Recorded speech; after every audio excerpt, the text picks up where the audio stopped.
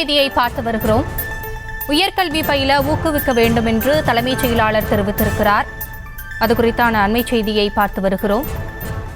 பொருளாதார நிலையால் உயர்கல்வி பயிலாத மாணவர்களுக்கு நலத்திட்டங்கள் அளிக்கலாம் என்றும் அவர் கூறியிருக்கிறார். நான் முதல்வன் திட்டத்தை குறிப்பிட்டு மாவட்ட ஆட்சியர்களுக்கு தலைமைச் செயலாளர் கடிதம் எழுதியிருக்கிறார்.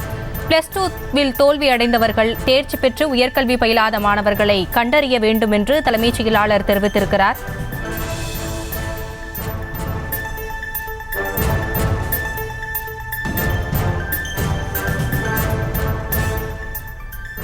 தலைமைச் செயலாளர் கடிதம் எழுதியிருக்கிறார். உயர்கல்வி பயில ஊக்குவிக்க வேண்டும் என்று நான் முதல்வன் திட்டத்தை குறிப்பிட்டு மாவட்ட ஆட்சியர்களுக்கு தலைமைச் செயலாளர் கடிதம் எழுதியிருக்கிறார். அது குறித்தான அண்மை செய்தியை பார்த்து வருகிறோம். விவரங்களோடு இணைகிறார் எமது செய்தியாளர் பாரிகார்த்திக். தலைமைச் செயலாளர் தன்னுடைய கடிதத்தில் என்னவெல்லாம் குறிப்பிட்டிருக்கிறார்? விவரங்களை முழுமையாக வழங்கலாம்.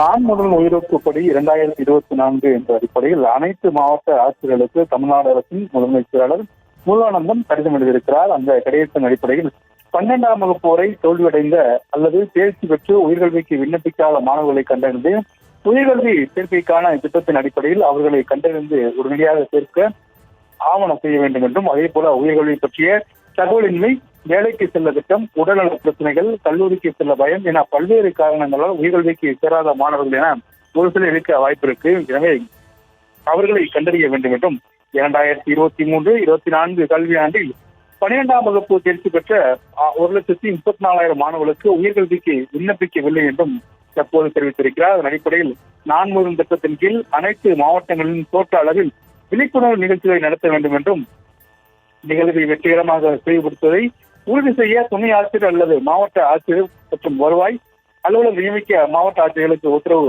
பிறப்பித்திருக்கிறார். அதன் அடிப்படையில் நான் முதல்வன் திட்டத்தின் கீழ் உயர்கல்விப்படி 2024 நிகழ்ச்சிக்கு பிறகு கல்வி நிறுவனங்களில் சேர்க்கப்படாத மாணவர்களை கண்டறிந்து தமிழ்நாடு திறன் மேம்பாட்டுக் கழகம் நடத்தும் குறுகிய கால பயிற்சி திட்டங்கள் குறித்தும் எடுத்துரைக்க வேண்டும் என்றும், சமூக பொருளாதார நிலைமைகளால் உயர்கல்வியில் சேர முடியாத மாணவர்களுக்கு நலத்திட்டங்கள் அளித்து உதவலாம் என்றும் தற்போது தெரிவித்திருக்கிறார். மேலும் மாணவர்கள் யாரும் பின்தங்கி விடாமல் இருப்பதை மாவட்ட ஆட்சியர்கள் உறுதி செய்வதோடு திட்டத்தின் முன்னேற்றம் குறித்த அரசுக்கு உடனடியாக அறிக்கை அளிக்க வேண்டும் என்றும் தற்போது இந்த கடிதத்தில் குறிப்பிட்டிருக்கிறார்.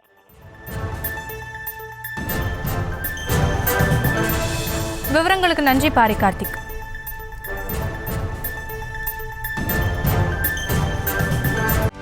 செய்திகளை உடனுக்குடனும் துல்லியமாகவும் தெரிந்து கொள்ள சப்ஸ்கிரைப் பண்ணுங்க.